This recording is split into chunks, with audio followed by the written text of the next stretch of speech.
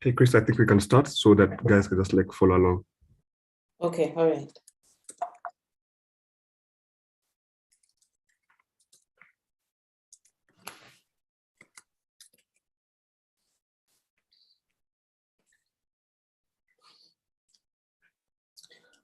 All right, good morning. Thank you for making time to be here. My name is Christine Mungai. I am a writer, a journalist, and the curator of Baraza Media Lab. Really excited to be moderating this panel. As you know, for those who are joining us as part of the Bettina Fund program, you know that it was a 3-month program that was intended to strengthen women leadership in media. And we had a great time towards the end of last year in those 3 months. But there was something unfinished, right? And the unfinished business was meeting all together and having a close to the program.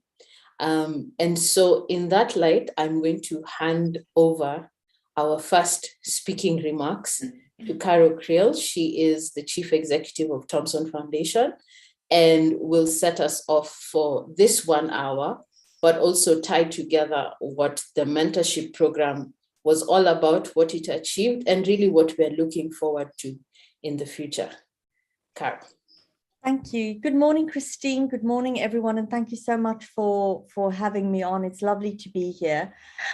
Firstly, I'd like to say thank you to Baraza and the Thomson Foundation team who made the past 3 months happen. Actually, it started with a very small idea and small teams on both sides of these organizations, and you all made it happen. So thank you so much for that. And secondly, thank you to our 12 mentors and the 12 mentees and the mentors who took time out to come on this journey. Today marks the end of this pilot phase, which started out as a bit of a dream in August. I'm happy to say that the feedback we got was overwhelmingly positive, and it seemed like, and hopefully we'll hear from some of the mentees and mentors later on in the session, that the women found this needed, necessary, and a very valuable experience. And most of them just wished it was longer. I had a conversation with Dr. Nancy Booker last night, and that's one of the things she said to me. What a pity, we just couldn't meet in person and it wasn't longer. Our hope and dream for Bettina in the future is that we can replicate it within Kenya. We had 130 applications. We were only able to choose 12 women for the pilot phase. We'd like to expand it within Kenya, and we've got big dreams for it to expand it beyond the borders, because we as women in the news business and the communications business know that this is valuable work that not only benefits the people that take part, but in the end, their businesses and the media landscape around them. So we hope to expand this with partners and with funders in the future. Thank you very much, Christine. Thank you so much, Caro, for that. Over the course of the program, this cohort was able to sit in a number of virtual sessions with exemplary women in media and leadership. And the aim, like I said, was to empower them to take on senior roles in media and to build a sustainable network of women journalists and media professionals. And today we're hosting our last webinar of the program, and we're so proud and excited to be hosting Julie Gichuru, an award-winning media personality with vast experience in communication, media, and the entertainment sector as well. I know Julie Gichuru is not a stranger to anyone on this panel, but I have to do her justice by introducing her properly. Julie is the Chief Public Affairs and Communications Officer at Mastercard Foundation.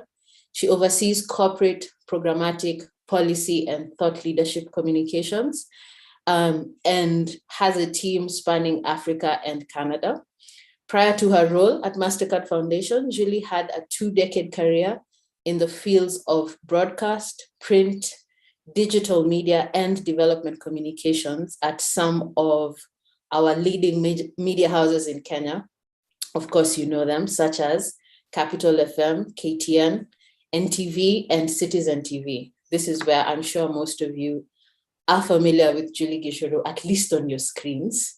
Julie, thank you so much for being here. Thank you for taking the time to be with us today. And I'm so excited to be speaking with you today on the topic of women in leadership, talking about this glass ceiling that we like talking about sometimes, but we really want to deconstruct what that glass ceiling is all about.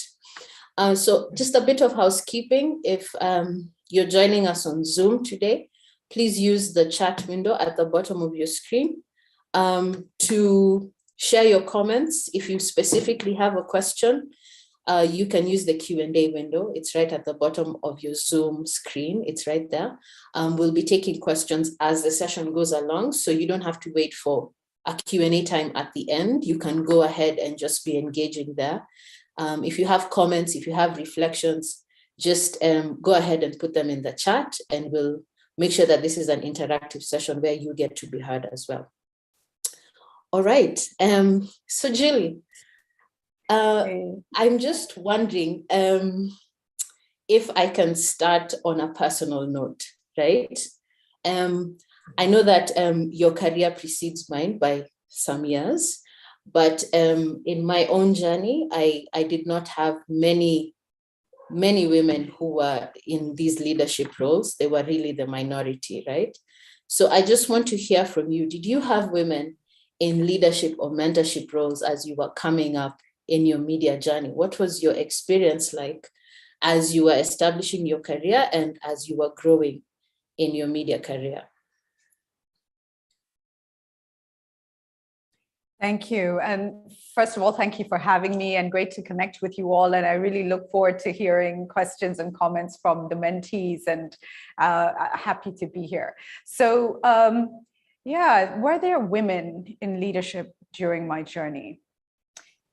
Not in senior leadership. So we had editors in the newsroom. In fact, a lot of them were women, but you found the, editor-in-chief and your management typically were not women. There were maybe one or two scattered, but let me, however, having tried to answer that, tap into something a little bit more complex around that question. Right. I found actually that the women in leadership, when I came into my career in media, were actually extremely hard, harsh, and I'll even use the word toxic. The men in management were more willing to listen and understand to a woman who had just had children, who was trying to navigate a career, trying to work as hard as she could, but also trying to prioritize the fact that she had young babies, right? She had babies. So I will give you one example that just really sets the scene. And I've never forgotten this. I've carried it through my life because that moment was so painful. I had an editor who I was reporting to, and my career at this, I was at KTN at the time, you would typically come in at 8 o'clock in the morning. You start the day, you have your editorial meetings, you go out, you start your coverage, you do a story or two for the 1 o'clock news. And then you start working on your stories, or you go out and do coverage as you prepare for the 9 p.m. news, right? And because I was also an anchor, there were weeks that I would not leave till 10 p.m. after the news bulletin. And I have children, I have little babies, right? So at that time, my son was he was just under 1 year old, and he kept getting really bad tonsillitis, really bad. So I'm called at about 2 p.m. I've finished already my story for 1. I've packaged my stories for the 9 p.m. news, right? And I'm going to come back later to read the bulletin. And I said, look, I've done my story for 1, it's run, all is good. I've got 2 stories packaged for the 9 p.m. news. But I need to take my son to the hospital. So I'm going to be out of the office for the next 4 hours or so. He needs to go and see a doctor. His fever, they called me telling me he had a terrible fever. And she looked at me and she said, Julie, if you want to succeed in media, you have to understand that your husband is now the mother and father of your children. You know, it hit me so hard. It hit me right at the center of my stomach. My child is sick. I am performing. I've done everything required. I need a few hours to take my child to the hospital. And what you've told me is that I have to abdicate my duty as a mother to be successful in media. And in that moment, very respectfully, I walked out. I was not rude. I just acknowledged what she had said. I walked out of the room. I picked my bag. I went home. I got my son. I took him to the hospital. He was checked. He got his antibiotics, went back home with him, settled him down, and came back to the office and went on with my day. And I thought, you know what? If you're going to let me go, then you're going to let me go. And, you know, it's really hard for me to say that, Christine, because we have to be allies for each other. And in my career now today, I can be hard. I can be like, deliver. But you tell me your children are not well. You need to go. You need to take a break. Mentally, you're exhausted. You know, you need family time. I say, go rest. Go rest. Back at your best. Come back when you're ready. What can I do for you? And so I just want to encourage you. And I know not everybody has the opportunity to walk out, right? I know that. But I knew if I am the one who can set the pace and do this, then let me do it to set the pace for others. If you're going to fire me, then fire me. And same thing with at NTV, it was about breastfeeding, where I said, you know, I have to go. My breasts were heavy. We are women here. So if you've had children, you know that what happens is you end up getting milk in your breasts and you need to go and feed the child. It's your body telling you child needs to be fed. And I was breastfeeding. And I would say, I've done my stories. I need to go between 2 to 4 p.m. at least have some time with my child and breastfeed. Actually, I was breastfeeding my 2 eldest at the same time. Okay, too much information. But anyway, I need to go breastfeed my children, right? And so when I was told, no, you can't, by another woman in leadership, I just went. And I can tell you this, for all the men in leadership, when I said I need to go look after my child, take them to the hospital, if I said to them, I need to go breastfeed, I would just say, I need to go feed my dad, go. What time will you be back? You know, they don't even want to know anymore. So maybe my lesson from that was, as myself, to be a champion for women, knowing that family and career are both important. And in fact, family will always be more important than career. And to ask you guys that as you get into leadership, do the same for other women. I'm sorry, Christine, long answer, but I hope it's helpful. That's perfect, Julie, because I was going to ask why you think it's important to have more women in leadership roles, but I'm not going to ask that. I'm going to just mirror what you just said, in that it's not automatic that simply because you have a woman in leadership that she's a champion for women in leadership or even women in those spaces, right? Because women do face, like you're saying, kind of specific issues, right? Because of the way society is structured, because of our roles, because of what's on our plate, right? And simply reporting to a manager who's female does not mean that you will automatically get more understanding, right? And the reason for this, in my view at least, is I think when some of kind of the pioneer women in these roles get into those roles, they have fought so hard, so hard, right? To be taken seriously, to be respected. And in some ways, it means not only conforming to the kind of masculinist ethos and vibe in the newsroom, but in some ways it means like exceeding it, right? And finding, kind of situating yourself as like, I'm not only good enough to be here, I'm better than everyone else here. And so anything female or feminine is kind of, it strikes them the wrong way because that's something that they've worked so hard to overcome or to shake off, right? Or to dissociate from. But can I pull on that thread a little bit? Can I pull on that thread with your permission? If you look at our grandmothers and you look at our mothers, And these women had the ability to carry, during pregnancy, in the farms, working, coming home, looking after the family, feeding the family. As women, there is nothing that requires us to disconnect with our femininity to deliver and be strong. We have proven over generations and generations that we excel in multitasking, that we excel in delivering. A lot of women who are homemakers who don't realize they're excellent managers. You're managing a home, you're managing a homestead, you're navigating family, there's politics there, and just not giving ourselves the credit and feeling that we need to strip from ourselves and go into these spaces, appearing to come with this masculine energy. And just a final thing on this one. I was speaking to a very senior leader, actually a head of state in Scandinavia, and we were in a panel session. And she says, the theory of the red dress is what I follow. And we were all like, what is the theory of the red dress? She says, all these men come into a room and they're in gray, black suits. And women feel the pressure to also now, even dress similarly. She says, I wear a red dress. I embrace my femininity. My femininity is my strength and I carry it with me. And so never feel like you have to shift, change yourself, conform to be successful. So important. That's so important, Julie. Thank you so much for saying that. I'm seeing on the chat, the chat is already blowing up. Rachel Ombaka, so nice to see you here. Rachel says that women are still frowned upon when they mention issues to do with children, nannies, breastfeeding, painful periods. That kind of stuff is like, bear it, deal with it. Sometimes that's what you might get, right?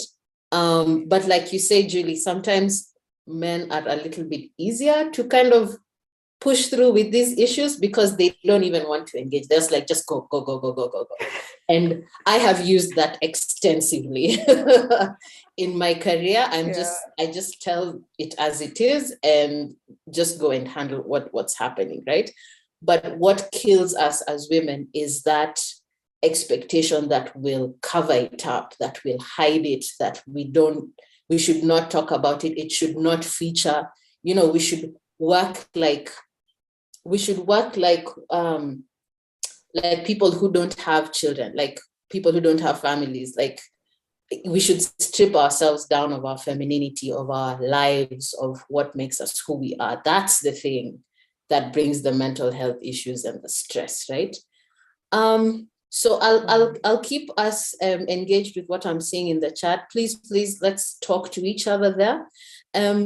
Julie, I'm just wondering, when you think of how best women in the newsroom can navigate their leadership journey, what advice would you give to folks on this call or who are joining us on YouTube? Most times women don't know where to start, right?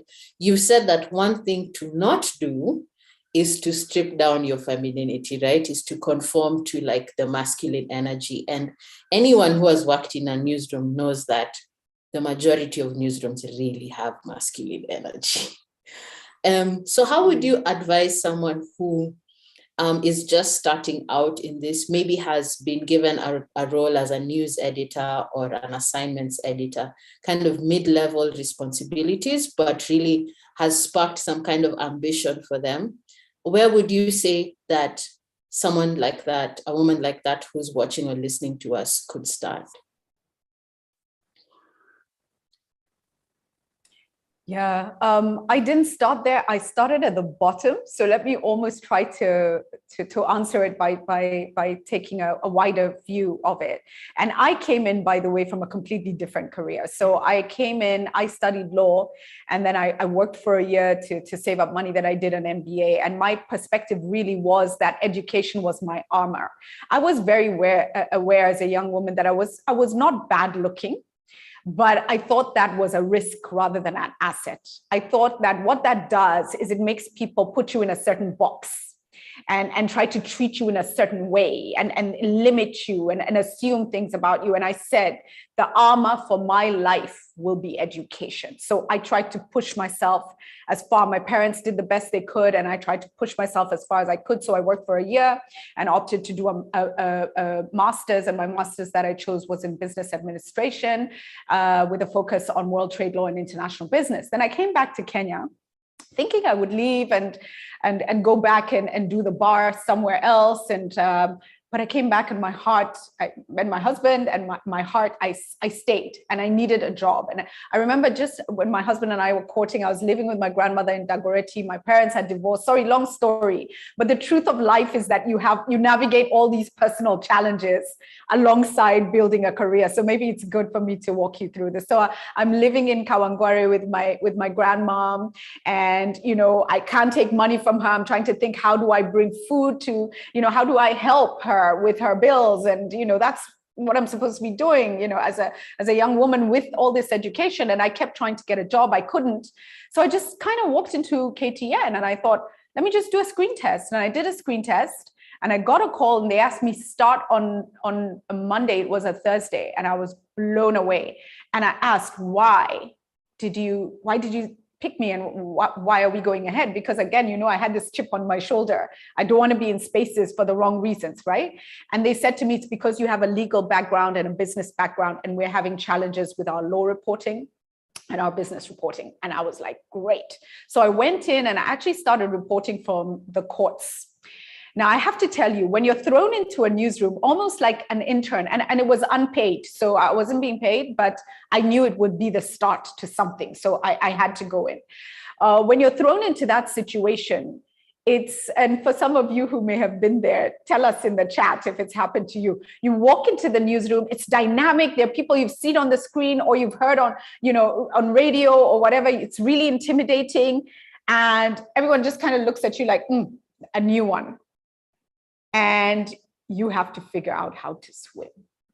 You have to figure out. So you sit there and you're wondering, do I go to the diary? What do I do? And I just, I went and looked at what was coming out of the courts that day, and I just rushed to the courts. So I figured, be where the stories are, just go in. So in the morning, come in, look at the diary, go out there, get the stories, come back, fight for space to edit the stories, because now all your big reporters who are on air, my story is number one, whatever. So you've got to fight for space even to get into the editing room to edit your story from the courts, So really, for me, what worked was a go-getter attitude. If people are not answering your questions, figure it out. Figure it out. And sometimes you'll make a mistake, and I did. There were times something went on air, and how could you put that in? What was that about? And I would apologize profusely, explain my thinking, and try to do better the next day and learn. So number one, just keep moving. Just keep moving. Number two, in everything that you do, try to embody excellence. Try to do it really well, right? Number three, you will make mistakes. Don't kill yourself about it. And don't try not to do things. Don't be paralyzed by fear of making mistakes. You'd rather make the mistake, learn from it, and then do better the next time, right? So that's the next thing. And then find your allies. And in finding allies, find people who truly have goodwill, who are also excellent at what they do, who are professional, who are passionate about the work, and you will be able to emulate them. They will be able to guide you and advise you. And then maybe the last thing I'll say, I do know that in newsrooms, sometimes there's a dynamic of, there's an uncomfortable dynamic, and I've heard some young people say they face harassment in news spaces as women. I have to say, in my whole career, either I didn't see it, and that's another thing about me. When I'm really focused, I move like this. I can very often not see the sideshows, right? So maybe I didn't see it. That's another good way to deal with it, is, you just move forward and ignore all these things. Block it. Or if it's really in your face, how do you find the allies in an organization who truly have goodwill, who can be safe places you can go? with these kinds of things. And maybe there are other conversations that need to be had around how to protect women from these things in the workplace. But I would say never feel like you have to tolerate things that are uncomfortable for you, because I think even giving those things space takes you down pathways that make life more difficult in a professional environment.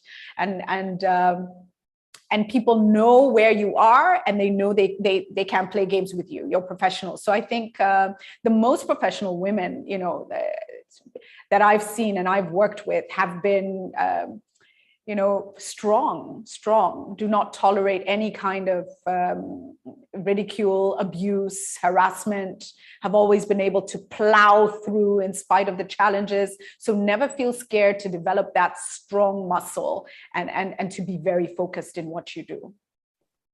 I hope that answered the question. It does. That is such great advice. Talking about excellence and how to kind of find your own space, even in these environments that are not really made with us in mind, right? I see one of my editors here, Pamela Sitoni. She was the second woman editor that I worked with. Hi, Pam. Thank you for being here. Can I just say, Pam is such a champion for women and just embodies such excellence. So I'm so honored that you're here, Pamela. And it was, I really had a wonderful time working with her. The first editor who was female that I worked with was still at Nation, at NMG. Her name is Sarah Bakata, and she remains a really good friend. And, having those two women around me at a time when I was really just starting out in the newsroom was really helpful, right? And what you've talked about, having allies, I also had other allies in the newsroom who made me feel like my work was appreciated, and they pushed me to be the best version of myself. And I felt like in those years when I was working at Nation, which was the first newsroom that I worked with, I really surprised myself, right? I came in with some idea that I'm a good writer, but my editors truly enriched my writing and my reporting and my work. One of the things that I quickly picked up in the newsroom is that this masculine energy that I'm talking about had people meeting at bars and places like that after hours. And it's like a lot of the serious reporting, which in the Kenyan context is like governance and politics type stuff, needed you to be like in the town at night, meeting people, talking in corners, and like a lot of like news was founded on innuendo and like being in the right places at the right time when people have their inhibitions down and they can tell you things, right?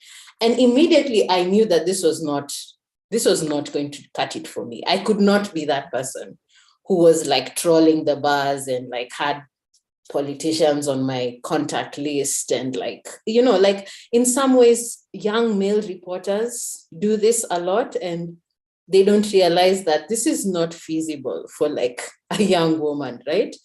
And so what I did is that I decided to like focus on what I am really good at, which is numbers.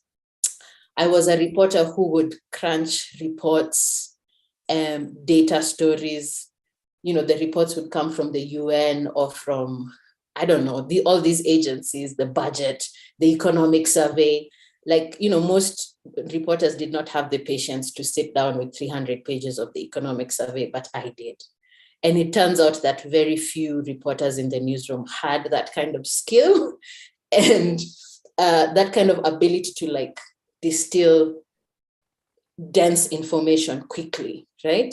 And with that kind of gave me a niche, a space that I could make my own in the newsroom. And really that's when I started standing out, right?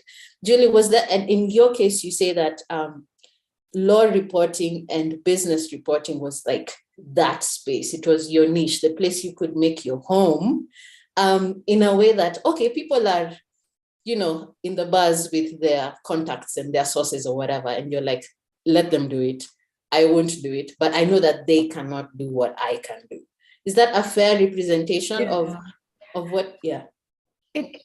It is, but I think, you know what, even if you didn't have the law reporting and business reporting, you know, what you did, you said, I'm going to crunch numbers, I'm going to analyze, I'm going to do the analysis required so that my reports are concise, they're excellent, they add value. You know, that's it. It's do your work well. And, you know, this is important. Not once did I enter a bar. I mean, in my whole career, and by the grace of God, you know, I had a serious career. And so don't ever feel again compelled to be in those rooms, because actually those are the spaces, those spaces are not necessary for the storytelling. Let me just go in that direction. Oh, Julie, say that again. They're not necessary. And in fact, those are sideshows. Those are the absolute sideshows. And if I was to be as honest as possible, I would tell you that reporters who go down that route will get less respect and regard from a lot of the key policy. Audiences may not know these things, right? But your key policy makers, your captains of industry, the word goes round, this is what you do, da, da, da. It's actually not the right way to build a career. And I could be wrong, but that is just my impression. And I would say, as long as you embody excellence in your work, you will be respected for that, and people will come to you with stories, with information. You will be able to do what you need. You'll build your network of the right people, and it does not require going into bars, having a whiskey. You know, not once did I need to do that. So I just want to encourage everybody here: just do what you do well. That should be enough. And if it's not, then there's a problem with the industry that we need to change. You know, I see Emily Gichuru in the chat, who talks about her journey in journalism has been tumultuous, facing sexual harassment, something I have faced as well when I was in the newsroom.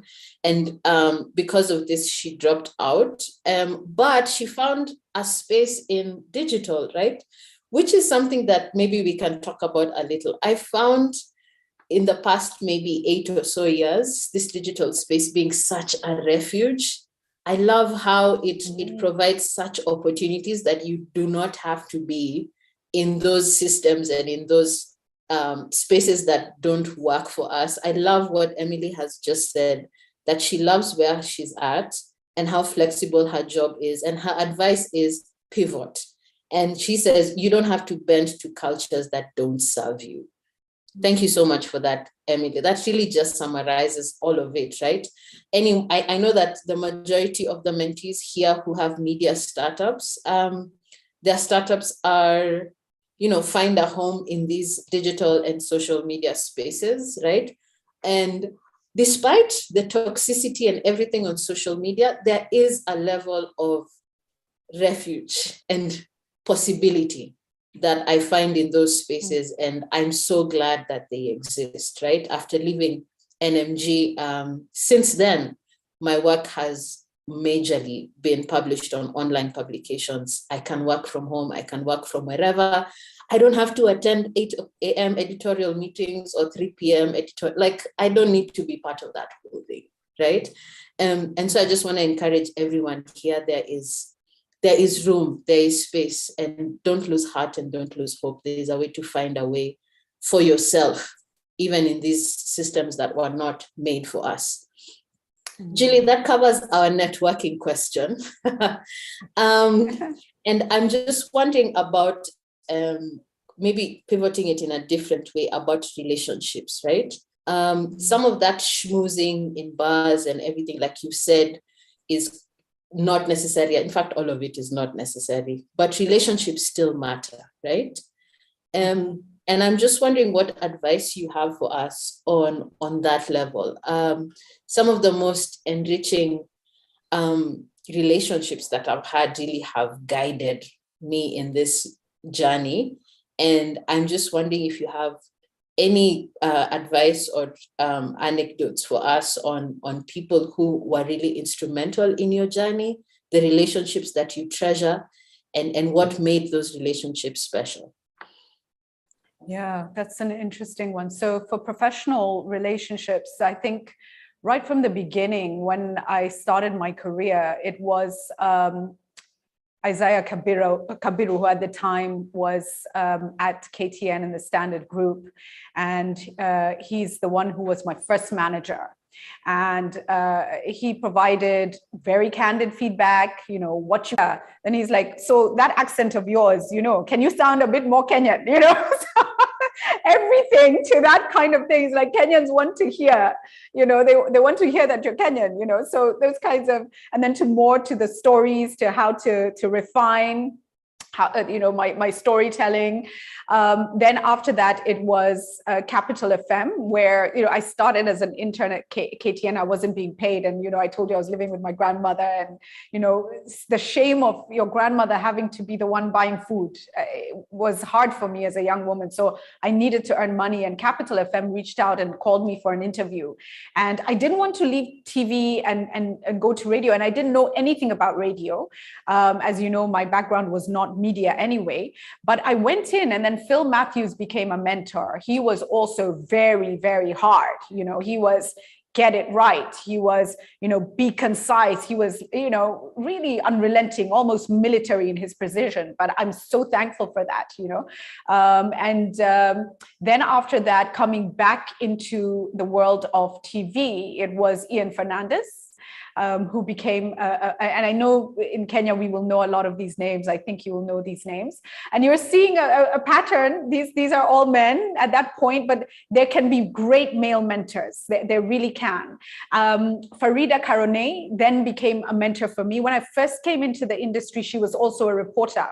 And over the years now, when I moved back to KTN, and then later at Citizen, when we worked together, she was a great leader in this space. And again, refining the thinking, unrelenting on the excellence, calling out, areas where you could be stronger.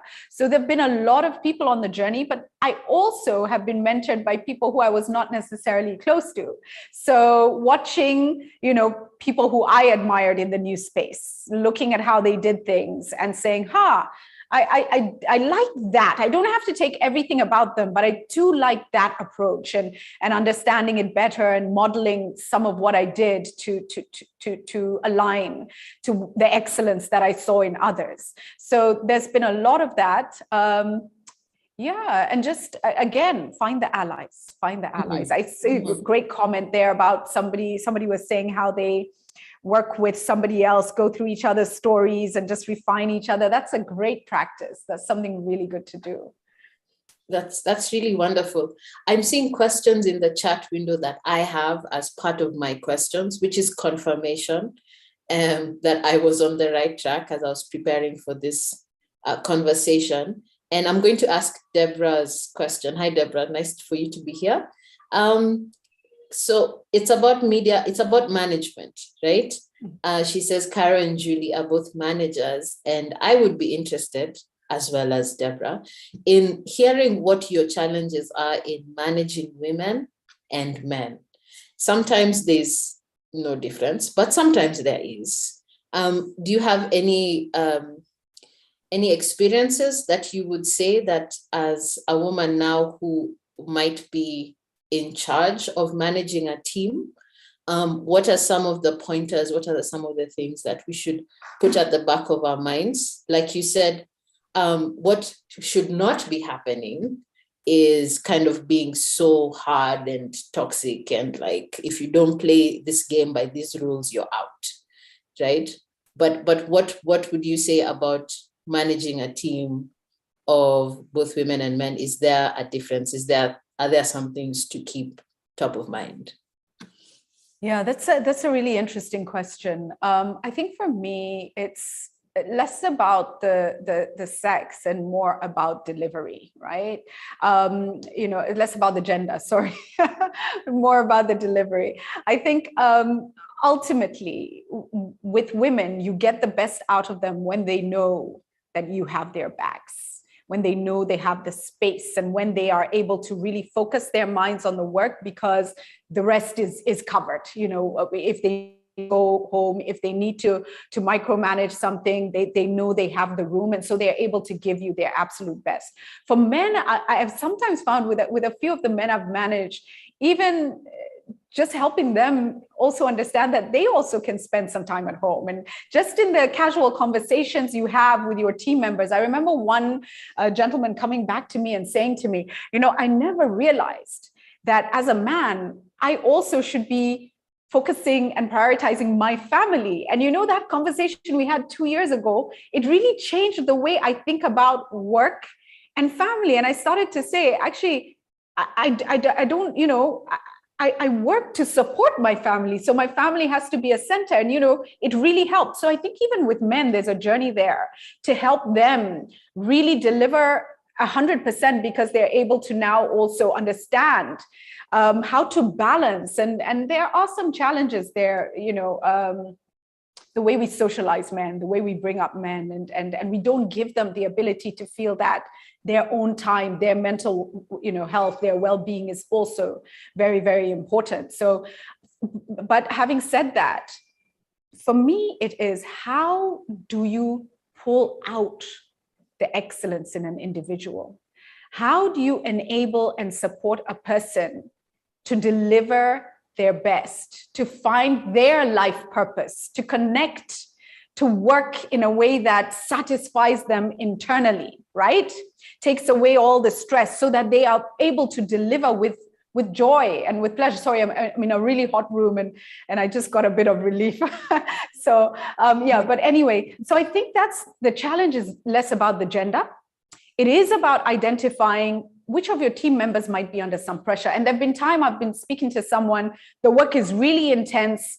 I'm wondering why it's not happening. And we've had a conversation. I've said, okay, I think you need to take a day or two, just breathe, relax, rest, come back refreshed, and tell me what you need. How can I support you to do better? And I think that's something in all sectors we have too little of. And I've only learned this because I've worked with some really good people who've given me that chance. And so I've understood how to do that. Right now with the MasterCard Foundation, our president and CEO is an incredible woman called Rita Roy. And she's sharp, she's smart, she's passionate, she delivers, but she's able to also manage people to do their best by asking the questions. What do you need? How's it going? How are you managing your teams? Because ultimately, to get the best out of people, it's about connecting to those people, right? It's not about deliver. So again, I know my answers are really long-winded. I apologize. Back to you. Come in on what Julia said, because go ahead, Caro. I agree. I mean, for me, it's not about the gender. It's about how you're a champion for the team in order to deliver. And I think that has got to do with, as a leader and as a manager, as the culture that you create for that group of people to flourish in and to really make the most of different talents, and having the ability to recognize different talents in a positive environment so that those can be complementary. That's the first thing that I would say. Culture, really important. Secondly, I think as a manager of a team of men and women, I think it's allowing people to make decisions. I think as a manager and a leader, that is one of the most important things that I learned in my career. And I learned it quite early on from one of the best managers that I ever worked for, who happened to be a man, who's still a very good friend of mine today.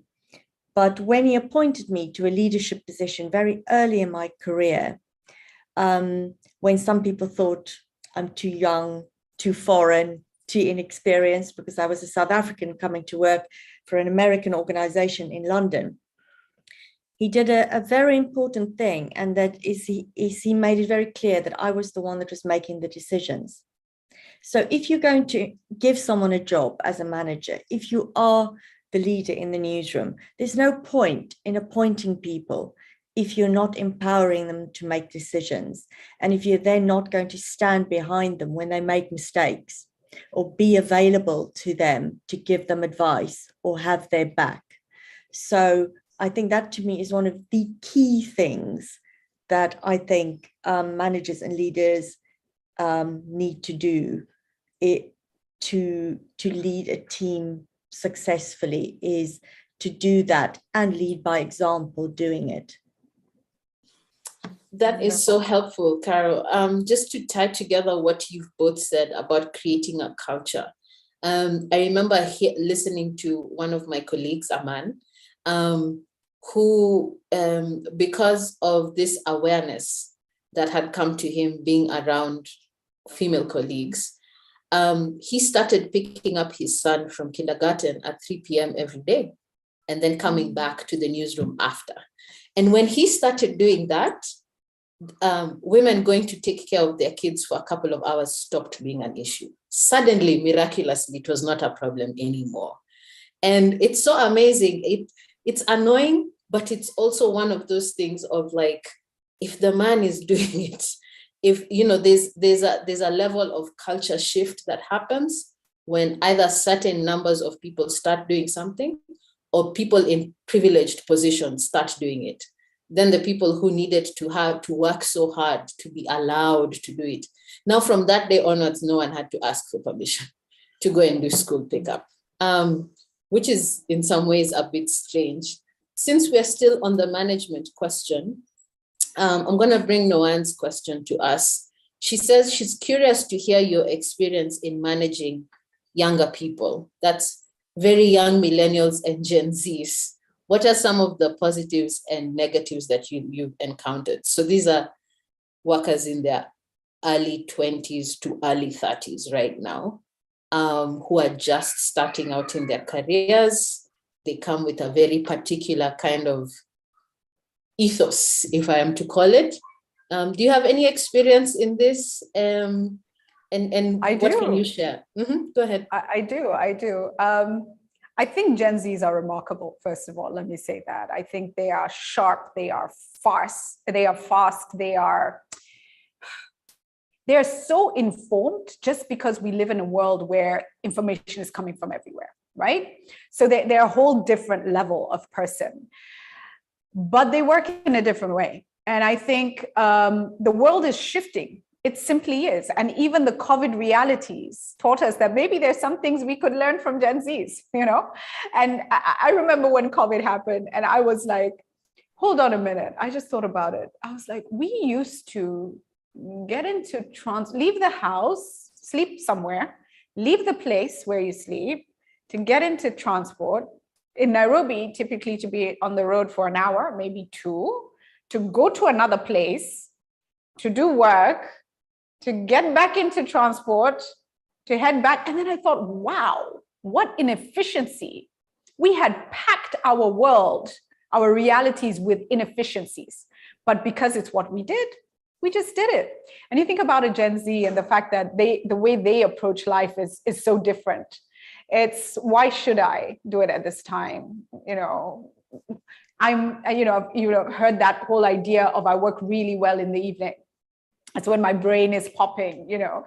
And I think that Gen Zs are, and it depends, of course, there are those who are far more comfortable with the formal, you know, what used to be the norm in formal working environments. And then there are others who, you know, do much better with flexibility. I would just advise, look at the bodies of work that need to be delivered and then work on either a project-based delivery mode or just make sure performance is built into your delivery. So you are able to come at the end of the year and say, has the work been done, et cetera, not did you do it between 8 and 4 or 8 and 5 every day. That's actually, to me, I have to be really clear, it's irrelevant. If I was a young journalist today and I could do my story even overnight and be with my children all day long and at home all day long, what I would have even pushed for that. You know, I would, if I had the chance to, I would. So I think it's all about delivery and performance rather than trying to force Gen Z into a certain mode of operating, which actually I think makes no sense. Can I add to that, please, Christine? Go ahead, Caro. I think it's been one of the best things in my entire career has been hiring, mentoring young journalists. And I found that throughout my career, I've been wonderfully surprised by people that have challenged my preconceptions about things along the way. Let me give you an example. I remember in my early days at AP, when live television was just live streaming for news agencies was just becoming a thing.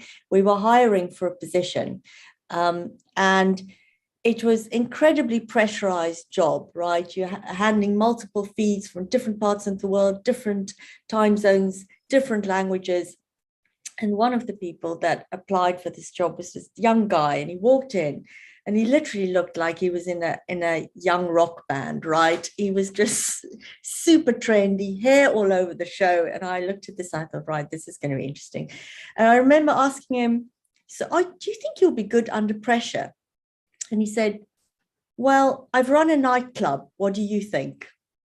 And we hired him. And it was a terrific hire, because guess what? He was fantastic under pressure.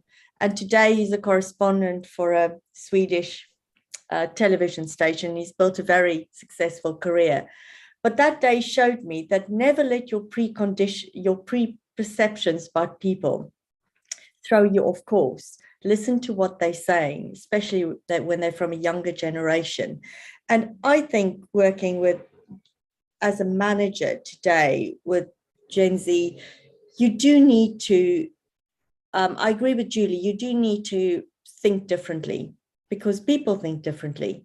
And as a manager, you need to be accepting of the fact that this generation, in my experience, might be more demanding in a different way, might be more questioning in a different way, and probably want different things. And as a manager, you need to be adaptable to it, because I see this as a generation that also moves employers, right? And between organizations far more than, for example, my generation did. We stuck with employees for a long time. So the bottom line is, if you want to attract that talent as a manager, you need to be adaptable in the way that you deal with that talent. Otherwise, you're not going to retain it. They're just going to move on to whoever, and I see Julie's nodding, they're just going to move on to the next employer that's going to give that to them. So it's an important lesson to learn as a manager and as a leader, is that having that adaptability, otherwise you won't get the talented people into your organization.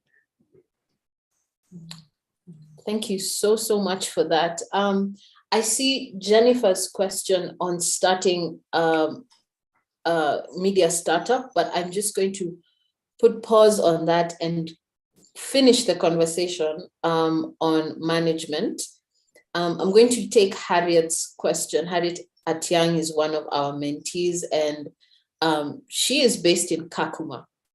And she says that she manages a radio station there, and most of the staff there don't believe in having women in these roles as leaders at all. It's their culture, right? Which makes it really difficult to manage male colleagues. She's asking, how do I go about these extreme cultural differences in management? It's one thing for us to be talking about this from Nairobi, from London, places that are, kind of quite cosmopolitan in that way. But some of our mentees in this program are based in environments that are quite different, which of course is good for them, for us to interact, and it's part of the diversity of this fellowship. But I think we need to address that particular contextual issue, that in some contexts, what you're facing is more of a mountain rather than a molehill. Julie, what words do you have for Harriet today?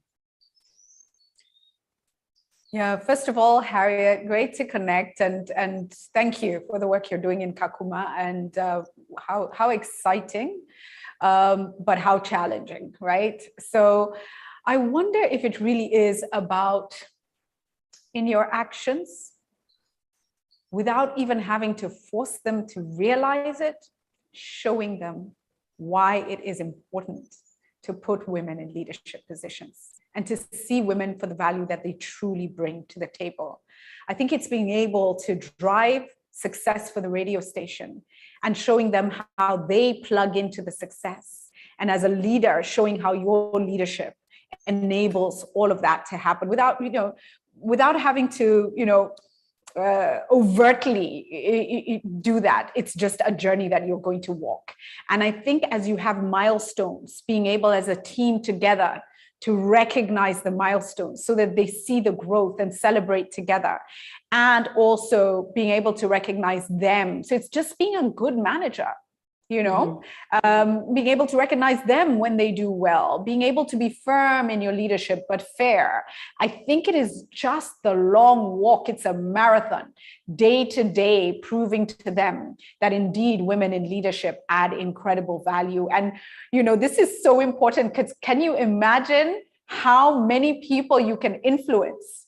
And that doing this right could actually even shift the cultural perspective of so many in the camp, not even just within the radio station. So I just want to really encourage you. And if there's anything some of us can do to help add value, you've got amazing people in this session. So many of them, Pamela, Rachel, myself, Christine, Carol. So, maybe think of us as allies in helping you walk this journey. And how can we be helpful? I'd be happy to. So a lot on your shoulders, but it's a marathon. It's in the day-to-day, in the times when it's hard. Breathe, think strategically, and then take very logical steps forward.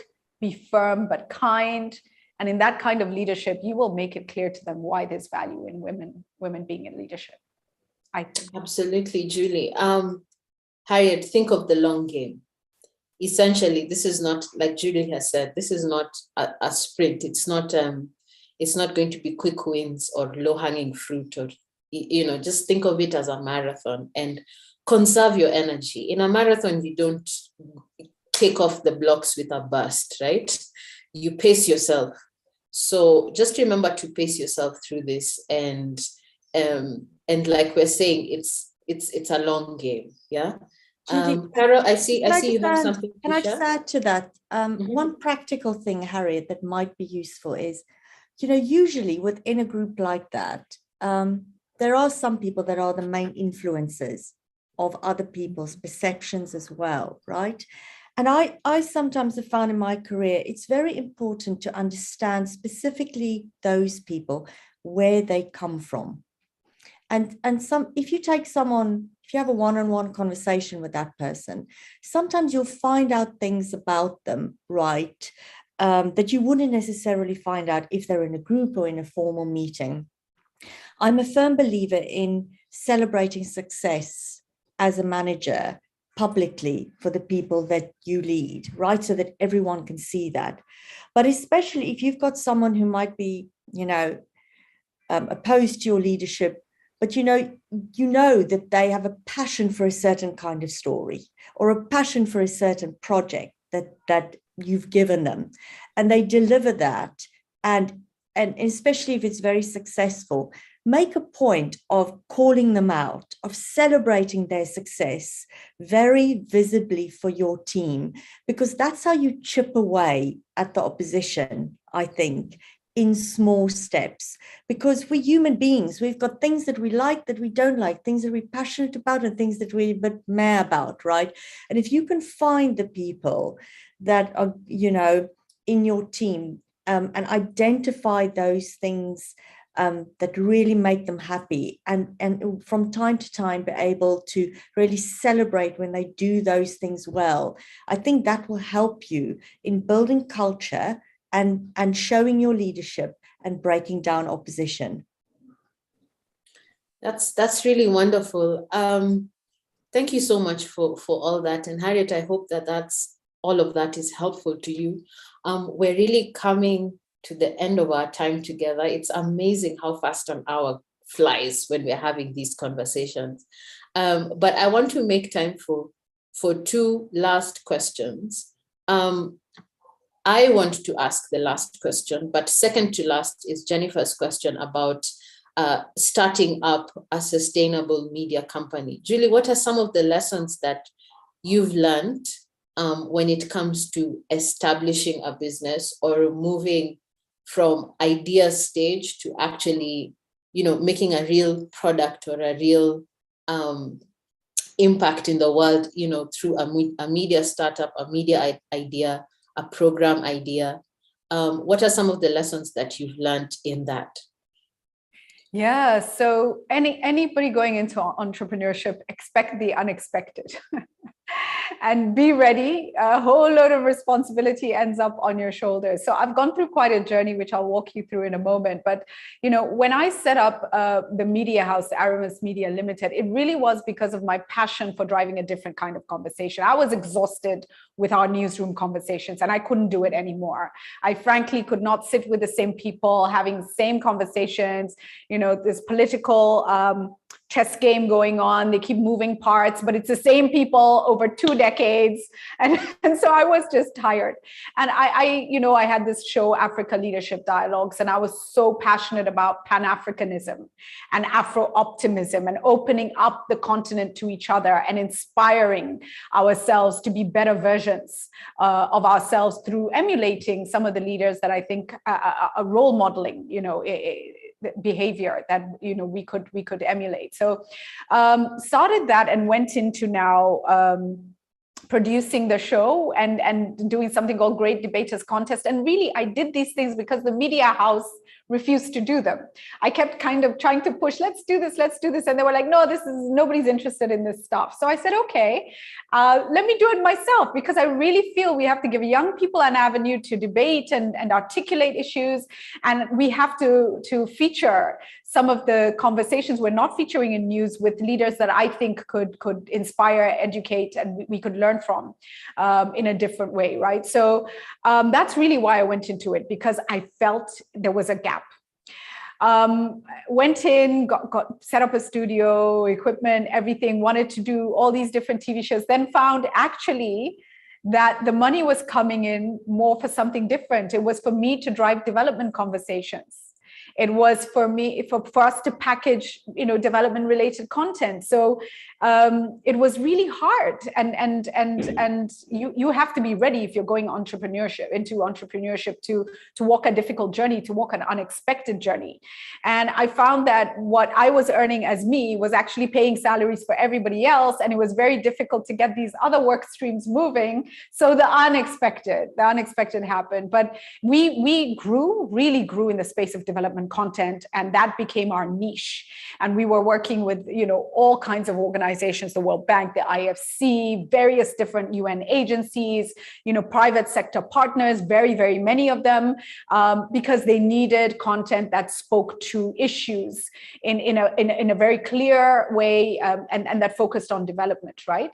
So this is where the MasterCard Foundation found me in 2019, and they said, would you come and work for us and head our communications, our public affairs and communication? I said, but I have a business, I've started it up, I've gone through so much. We are now at a point where we are successful now, and I'm not sure. And they said, you know what, our mission is 30 million young Africans in dignified work by 2030. It looks like those are the same conversations you're having in development. You look passionate about it.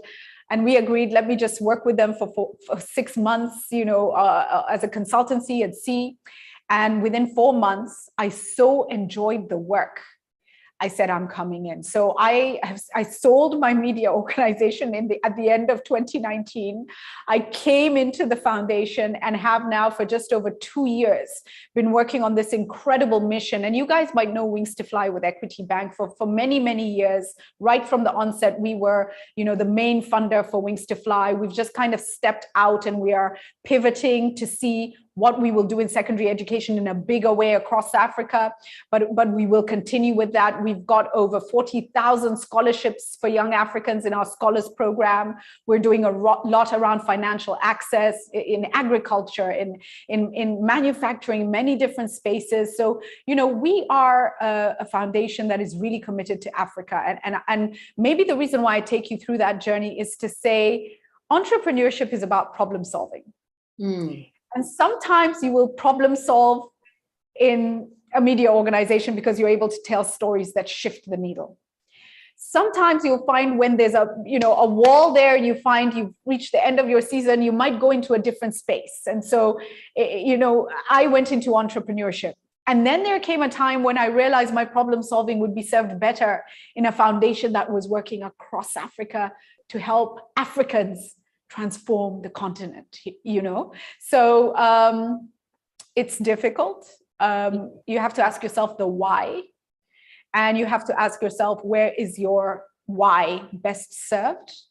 And then there's a whole business, you know, feasibility, viability. But let me say this: any step into entrepreneurship is a degree in learning and education in whatever you're going into. So never failure, never see anything as failure. Always learn and learn, and know when to step out or know when to step up. Yeah, be agile and responsive. Julie, thank you for that. I hope that answers, Rachel, what you put in the chat about how do women get out of that spiral of complaints and lamenting. It's what Julie has just said. Realize it just starts with a single step. And when you take that step, you would be surprised with the world of possibilities that opens up before you.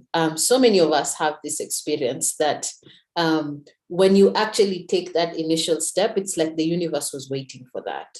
And then things just start opening up. So let's, I encourage all of us to trust ourselves, maybe not with the whole journey and the whole plan, but just with that initial step, just that step, yeah? Okay, so I see Harriet is asking if we can have Julie's contacts. So I will let her answer that. However, I want to ask the last question, which is about self-care. Sometimes this work can be very emotionally demanding and brutal and draining. I just want to hear from you. What are some of the practices that you have in your own life to take care of your mental health, your wellness, to avoid burnout and to give yourself grace in this journey? Yeah, what a great question. You matter, you are important. Look after yourself. Never second guess when you feel you're exhausted. Ask yourself, what should I do? But let me rewind, because I think there's a number of young women here, so maybe this could be helpful. The smartest thing you could do for your whole life, for self-care and for well-being, for mental stability, is to find the right partner, right? Find the right partner. And I find, you know, a lot of women will say, oh, I'll fix him or he'll change or whatever. If you ever have to say that, that's not the right person, okay? Look for the person who is going to be a true partner in your life. So when it's heavy for you, they're your cheerleader. They're your encourager. There were times, you know, doing news till 10 o'clock at night, my hubby, God bless him, is actually looking after the kids at home. You know what I mean? And the same when his periods are really intense, he knows I've got his back 110%. He doesn't have to look back. I don't have to look back, because, you know, on this side, I'm covered. I've got to look forward and figure out what to do here. You know, this is my 180, you know? And so when you have the right partner, if you're getting a partner, you can decide you don't want to, which is also fine, but don't invest in somebody and get locked into somebody who's going to become a drain on you and in your life. And when I say a drain, I don't mean financial, because financially you can build together. You know, that's fine. It is the emotional, it is the supportive, it is the love, it is the care, it is being there, present and engaged, right? The second thing is your village of people. You know, I have a friend, a wonderful woman, Monica Musonda, who talks about the she village, you know, and she has this village of women around her. And whether it's a she village or just your ecosystem of supporters, surround yourself with people who are positive, who can drive, you know, your spirit to the next level, who inspire to reach up harder. So those people who, when you give them your envision, your future, and they say you'll never get there, stop dreaming, whatever, immediately, you know, kind of less of this. And you know, I'm not trying to be unfair to people, but toxicity is a real thing. and it impacts us. So do that. So I think the first and most important thing is have the right people around you, have people who you could hand things to when it's too heavy, who will be your support system. And then it is, switch off when you need to. So actually, I'm switching off for a few, it's been a really hard few days. So I've taken a few days next week. As you know, we also have, Kenya has a midterm, we're calling it midterm.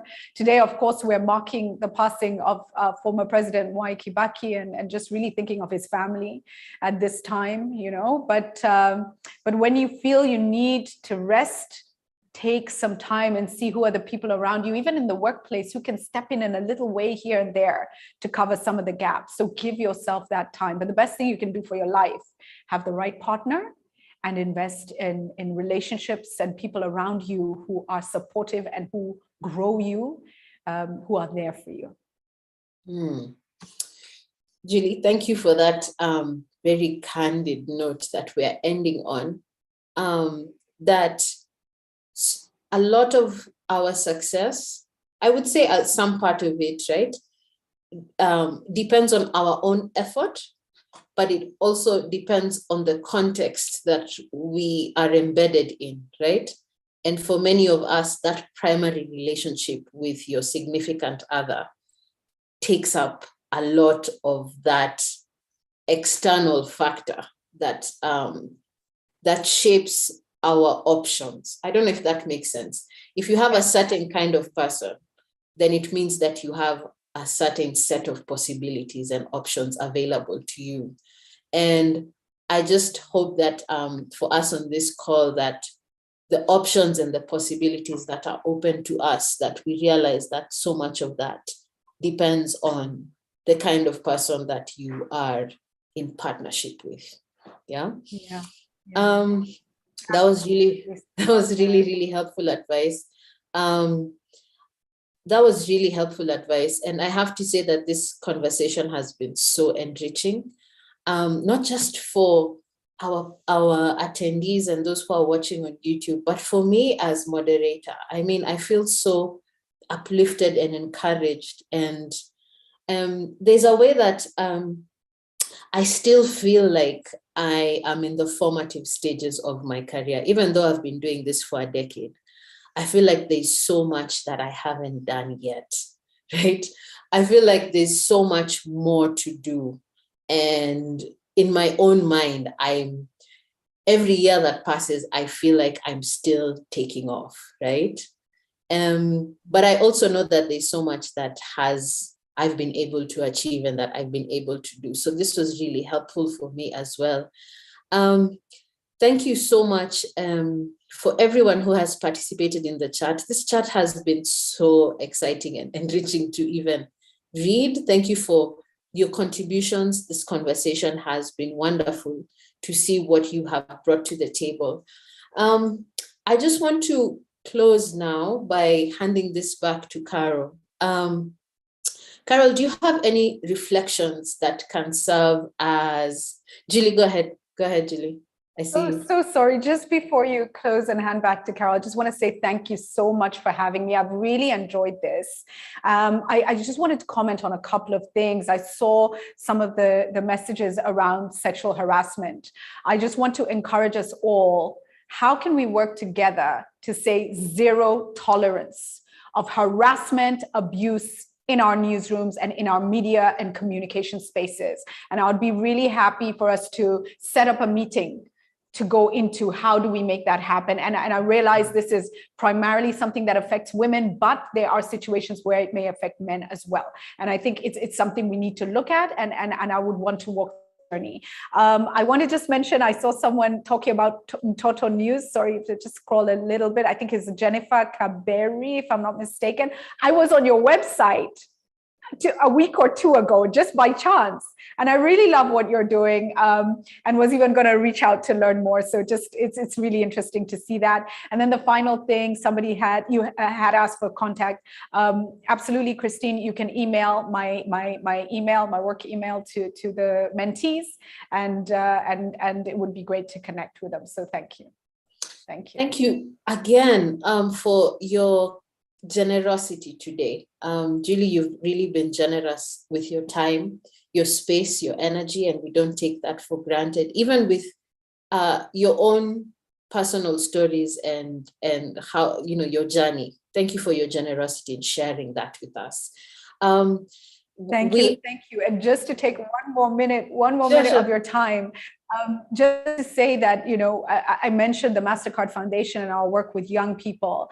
And under Young Africa Works, as I said, we're looking to see 30 million young people in dignified work by 2030, with a 70% focus on young women. And I'd love to also see how we can have conversations around the storytelling in the media. Are we covering young people the right way? With 65% of this continent being under the age of, I think it's 25, if I'm not mistaken, this should be a center of coverage. It really, we should be focusing on the needs of young people. And yet it seems like governments and the media and people across the board treat young people as a peripheral issue. Those are youth issues, but youth are the majority on the continent. So would be keen to work with you all also to explore how we do storytelling around this. Sorry, I'm keeping quiet now. Gosh, Julie, we're just thinking of what the future of this mentorship program will be, and everything you've said is so pertinent and so timely.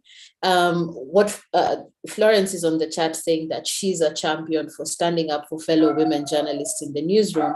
And what she openly tells her colleagues is that no journalist should feel harassed or threatened, right? And like you said, Julie, you've challenged us. How can we create this this declaration and this action of zero tolerance to these kind of things in the newsroom is something that is definitely going to be in our minds as Baraza Media Lab and as Thomson Foundation.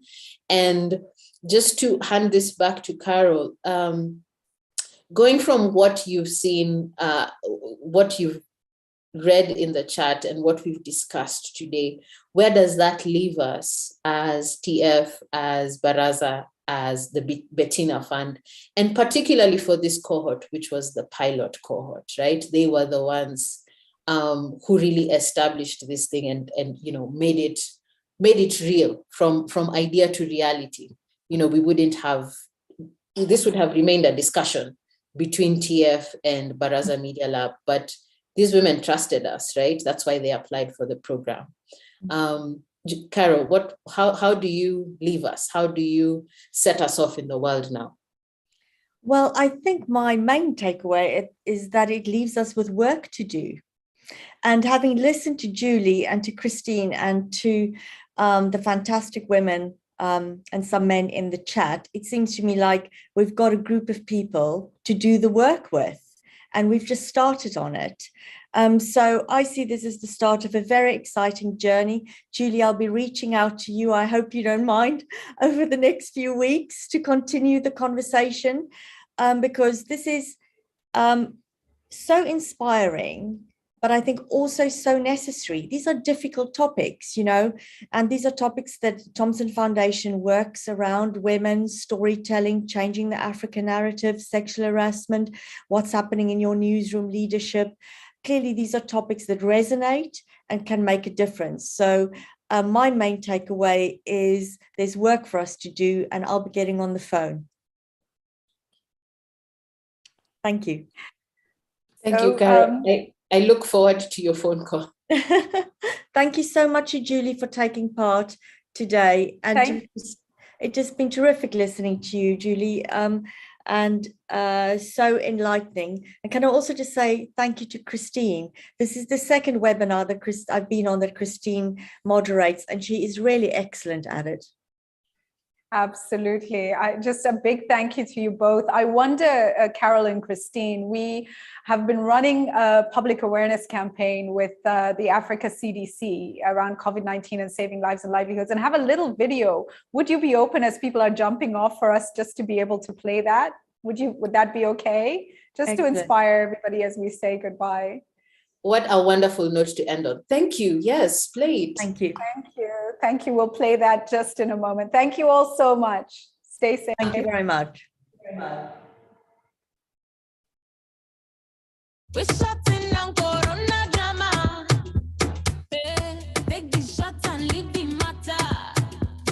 you hear? Yes. What do you do? What do you do? Live your best life. What do you do? Gotta stay safe. What do you do? Cause we outside. What do you do? What do you do? What do you do? Take your job, that's what we do. Gotta stay safe. What do you do? Cause we outside. What do you do? What do you do?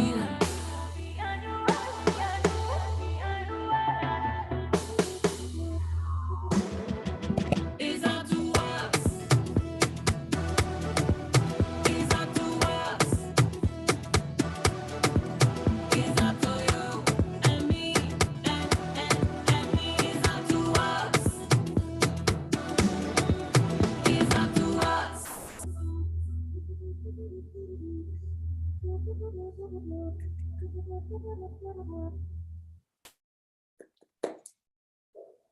I love that so much.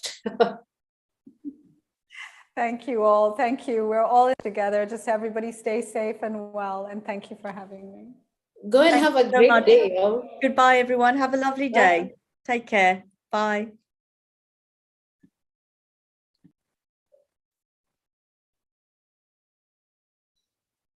Love it.